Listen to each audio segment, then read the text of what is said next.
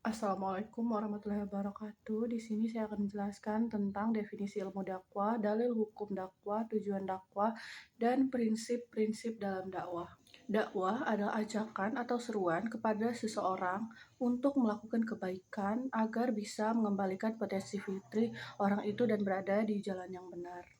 Menurut Profesor Dr. Ahmad Mubarak, dakwah adalah usaha untuk mempengaruhi orang lain agar mereka bersikap dan bertingkah laku sesuai dengan agama mereka.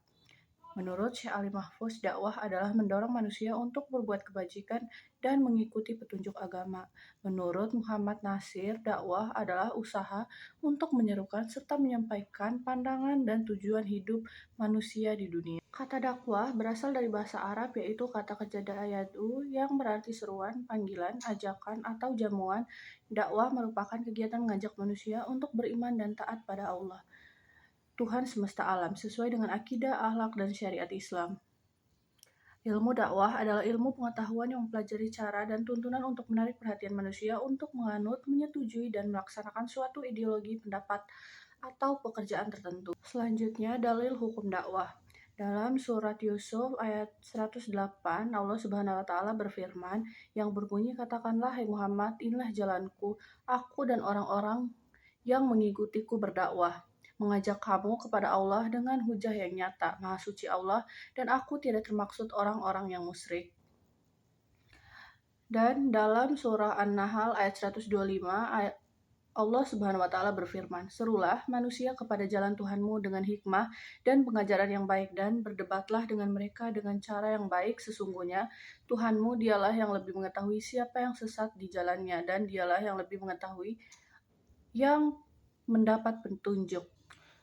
Tujuan dari dakwah dilakukan adalah yang pertama, untuk menyelesaikan problematika umat, yang kedua, untuk membentuk masyarakat Islami, yang ketiga, memperkenalkan dan memberi pemahaman mengenai hakikat Islam, yang keempat, menjaga umat agar selalu memegang nilai-nilai kemanusiaan yang berbasis Al-Quran dan Sunnah, yang kelima, meningkatkan iman, Islam, dan ihsan bagi umat Islam, yang keenam, mengubah perilaku manusia dari perilaku jahiliyah menjadi perilaku Islamiyah. Selanjutnya, prinsip-prinsip dalam dakwah.